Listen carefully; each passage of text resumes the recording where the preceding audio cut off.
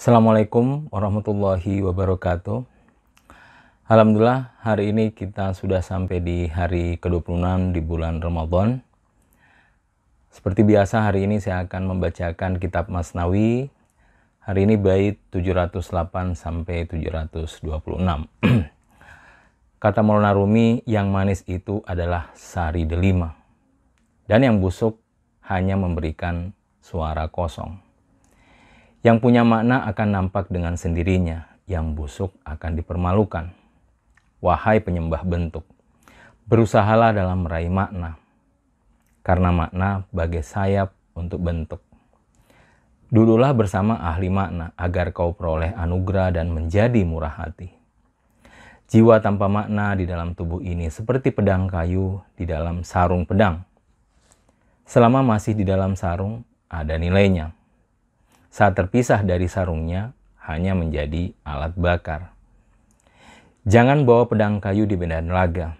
Amatilah terlebih dahulu agar pekerjaanmu tak rusak. Jika pedangmu pedang kayu, cari pedang lain. Jika pedangmu tajam, melangkahlah ke depan dengan penuh kegembiraan. Pedang tajam ada di dalam gedung senjata wali-wali Tuhan. Melihat mereka adalah ketakjuban dan memberikan makna. Semua orang-orang alim mengatakan ini. Hanya ini. Orang alim adalah rahmat bagi seluruh alam. Rahmatan lil alamin. Jika kau ingin beli delima, belilah delima ketawa. Agar ia tunjukkan biji-biji yang tersembunyi di dalam dirinya melalui tawanya. Terberkatilah tawa, karena berkat tawa mulut menunjukkan hati, bagai mutiara dalam kotak jiwa. Jangan seperti tawa, sebuah bunga yang ketika mekar hanya terlihat noda hitam di hatinya.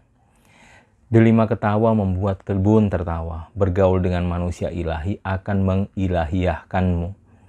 Meskipun kau menjadi batu keras dan marmer, saat kau sampai pada pemilik hati, kau akan menjadi permata. Berilah ruang cinta orang-orang suci di dalam jiwamu. Jangan beri hati kecuali kepada hati suci, hati yang berbahagia. Jangan pergi ke tempat orang-orang putus asa, sebab selalu ada harapan. Jangan pergi menuju kegelapan, sebab matahari selalu bersinar. Hati akan membawamu kepada pemilik hati. Tubuh akan membawamu ke dalam penjara air dan tanah. Oh, berilah makanan hati dari yang sehati. Carilah derajat kepada pemilik derajat. Syair ini masih lanjutan dari bait yang sebelumnya. Dan di sini Maulana Rumi memulai dengan yang manis itu adalah sari delima. Yang busuk hanya memberikan suara kosong. Jadi kalau teman-teman akrab dengan buah delima, biasanya cara mengetesnya itu dengan mengocok-kocoknya, mendengar suaranya. Dan sini Maulana Rumi mengibaratkan yang busuk itu hanya memberi suara kosong. Dia tidak memberikan suara yang padat ya. Nah ini cara untuk membedakan antara mana delima yang berisi bagus dan mana yang busuk. Dan dari sini Maulana Rumi ingin menjelaskan tentang hubungan antara lahir dan batin. Nah hubungan ini biasanya Maulana Rumi selalu mengibaratkan antara bentuk dan makna. Makanya kata Maulana Rumi, yang punya makna akan nampak dengan sendirinya, yang busuk akan dipermalukan. Wahai penyembah bentuk, berusahalah dalam meraih makna, karena makna bagai sayap untuk bentuk. Jadi ada orang-orang yang mencukupkan dirinya kepada dimensi bentuk saja, padahal di batin bentuk itu ada makna atau ada dimensi batinnya. Dan sebagaimana kita lihat dimensi syariat selalu ada relasi antara lahir dan batin. Nah, ada orang-orang yang menafikan dimensi batin. Padahal batin itu sudah sebenarnya yang memberikan makna. Karena itu kata Maulana Rumi, karena makna bagai sayap untuk bentuk. Makna itulah yang kemudian mampu menerbangkan manusia ke atas ke singgasana ilahi, sehingga manusia meraih suatu makrifat dari dimensi lahir tadi. Nah, oleh karena itu ini pesan dari Maulana Rumi, duduklah bersama ahli makna agar kau peroleh anugerah dan menjadi murah hati. Dan ini menarik, Maulana Rumi kemudian berpesan kepada kita untuk duduk bersama ahli makna. Tapi implikasi ketika kita duduk bersama ahli makna ini adalah kita memperoleh karunia, anugerah, dan menjadi murah hati. Ini menjadi teka-teki ya, kenapa kemudian orang-orang menjadi murah hati ketika bersama dengan ahli makna. Itu tidak lebih karena ketika kita memiliki suatu pandangan luas, dari bukan cuma pandangan lahir tapi kita punya pandangan batin, maka otomatis kita akan menjadi bijak pada saat itu. Karena pandangan kita tidak hanya pada dimensi lahir, tapi juga kita mampu melihat pada dimensi batin. Otomatis di situ akan memberikan suatu pandangan yang luas, yang implikasinya adalah kita akan menjadi bijak. Makanya kata Maulana Rumi, menjadi murah hati. Jiwa tanpa makna di dalam tubuh ini seperti pedang kayu di dalam sarung pedang. Ini Maulana Rumi juga di bait sebelumnya menjelaskan demikian tentang pedang tajam dan pedang kayu. Nah, jiwa tanpa makna di dalam tubuh ini seperti pedang kayu di dalam sarung pedang. Jadi kalau kita ibaratkan tubuh ini sebagai dimensi lahir, maka tentu ada dimensi batin di balik tubuh ini. Nah, kalau kita tidak memanfaatkan atau tidak mampu melihat dimensi batin dari tubuh ini, maka kita hanya melihat semuanya adalah hanya dimensi materi. Karena dimensi materi, makanya Maulana Rumi mengibaratkan kalau kita punya pedang itu hanya pedang kayu. Nah, selama masih dalam sarung ada nilainya. Saat terpisah dari sarungnya hanya menjadi alat bakar. Jadi ketika kita hanya melihat dimensi fisik, dimensi bentuk semata, tak mampu melihat batin, makanya kalaupun diibaratkan pedang itu pedang kayu, kalau masih di sarung itu tidak akan yang tahu kan. Tapi ketika dia dikeluarkan maka orang akan paham kita hanya melihat hanya dimensi bentuk. Maulana Rumi mengibaratkan dia hanya seperti pedang kayu dalam sarung pedang. Dan saat berpisah dari sarungnya hanya menjadi alat bakar. Jangan bawa pedang kayu ke medan laga. Amatilah terlebih dahulu agar pekerjaanmu tak rusak. Ini menjelaskan tentang bagaimana hubungan antara lahir dan batin, tentang pedang yang tajam ya. Pedang yang tajam yaitu pedang yang mampu melihat dimensi makna.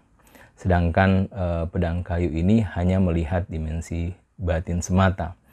Nah, jangan bawa pedang kayu ke medan laga. Maksudnya, kalau kita tidak punya perangkat yang cukup baik dalam melihat dimensi batin, tentu bentuk atau jika kita hanya berpegang kepada dimensi lahir semata, tentu itu tidak cukup untuk melihat dimensi batin. Sebab itu kata Maulana Rumi, jangan bawa pedang kayu ke medan laga. Amatilah terlebih dahulu agar pekerjaanmu tak rusak. Jika pedangmu pedang kayu, cari pedang lain. Jika pedangmu tajam, melangkahlah ke depan dengan penuh kegembiraan. Jadi jika kita punya dasar untuk kemudian dengan dasar itu kita bisa mampu melihat dimensi batin, maka kata Maulana Rumi, melangkahlah ke depan dengan penuh kegembiraan. Pedang tajam ada di dalam gudang senjata wali-wali Tuhan. Nah, makanya pedang tajam ini sebenarnya simbol untuk seseorang dalam melihat makna batin. Dan tentu itu ada dimiliki oleh wali-wali ilahi. Melihat mereka adalah ketakjuban dan memberikan makna. Tentu seperti yang Maulana Rumi sendiri sampaikan kepada kita, ini adalah suatu ketakjuban ya. Kita takjub dengan bait-bait syair yang dikeluarkan oleh Maulana Rumi, makna-makna yang diberikan, dan semua ini tidak lebih dari perjalanan ruhaniah beliau ke dimensi batin. Di sanalah beliau mendapatkan makna-makna. Tentu makna-makna seperti ini tidak didapatkan di alam lahir. Nah, semua orang-orang alim mengatakan ini, hanya ini. Orang alim adalah rahmat bagi seluruh alam, rahmatan lil alamin. Nah, sebab itu jika kau ingin beli delima, belilah delima ketawa, agar ia tunjukkan biji-biji yang tersembunyi di dalam dirinya melalui tawanya. Ini maksudnya matang, tawa itu kalau kita lihat buah delima, ketawa itu maksudnya dia menunjukkan bagaimana isi dalam dirinya. Jadi dia ketika kita melihat buah delima itu kita melihat isinya dengan baik. Nah, terberkatilah tawa karena berkat tawa mulut menunjukkan hati. Jadi bisa menembus antara dari lahir menuju batin. Bagai mutiara dalam kotak jiwa. Jangan seperti tawa sebuah bunga yang ketika mekar hanya terlihat noda hitam di hatinya. Delima ketawa membuat kebun tertawa. Bergaul dengan manusia ilahi akan mengilahiyahkanmu. Ini simbol bagaimana delima ketawa tadi menunjukkan isinya yang manis, indah, dan baik. Itu simbol dari manusia ilahi. Meskipun kau menjadi batu keras dan marmer, saat kau sampai pada pemilik hati, kau akan menjadi permata. Nah, Maulana Rumi menyimbolkan manusia ilahi ini seperti orang yang pemilik hati, dalam pengertian dia menguasai hatinya. Dan ketika seseorang berhati keras seperti marmer, kata Maulana Rumi, atau batu keras seperti marmer, dan ketika kita bergaul dengan manusia-manusia suci ilahi, tentu kita akan mendapatkan siraman cahaya dari hatinya, dan tentu hati kita pun akan menjadi lembut. Berilah ruang cinta orang-orang suci di dalam jiwamu. Jangan beri hati kecuali hati kepada hati suci, hati yang berbahagia. Jadi seperti wali-wali Tuhan, mereka adalah hati yang senantiasa berbahagia. Meskipun secara lahir mungkin tidak seperti biasanya, mungkin mereka adalah hidup seadanya, secukupnya, tetapi hatinya adalah senantiasa terpaut dengan Allah Subhanahu wa Ta'ala. Karena itu hatinya senantiasa bahagia. Nah, sebab itu jangan pergi ke tempat orang-orang putus asa, sebab selalu ada harapan. Jangan pergi menuju kegelapan, sebab matahari selalu bersinar. Ini pesan dari Maulana Rumi untuk kita senantiasa bersama dengan orang-orang suci, para wali, karena mereka adalah senantiasa menuntun kita menuju hakikat ilahi, dan tentu satu-satunya tempat bergantung kita Allah Subhanahu wa Ta'ala, dan disitulah sebenarnya sebagai tempat kita menyandarkan seluruh harapan kita. Tanpa itu mungkin kita juga akan jatuh dalam keputusasaan. Hati akan membawamu kepada pemilik hati. Tubuh akan membawamu ke dalam penjara air dan tanah. Jadi kalau yang kita cari hati, maka hati ini akan menuntun kepada pemilik hati. Tapi kalau kita menyandarkan hanya kepada tubuh, tubuh akan membawa kepada penjara air dan tanah. Oh, berilah makanan hati dari yang sehati. Carilah derajat kepada pemilik derajat. Jadi kalau kita ingin bagaimana hati mekar di dalam diri, tentu kita akan mendekat kepada orang-orang suci, karena merekalah pemilik hati, kata Maulana Rumi. Carilah derajat kepada pemilik derajat. Jadi karena mereka adalah memiliki makom, jadi kalau kita pun ingin memiliki makom di dalam diri kita, tidak ada jalan lain kecuali kita mendekat kepada orang-orang yang memiliki makom ruhaniyah. Terima kasih banyak sudah menyaksikan video kali ini. Kami cukupkan sampai di sini. Kalau teman-teman ada komentar atau pertanyaan, silahkan komentar di kolom YouTube kami. Kami akhiri sampai di sini. Wabillahi taufiq wal hidayah. Wassalamualaikum warahmatullahi wabarakatuh.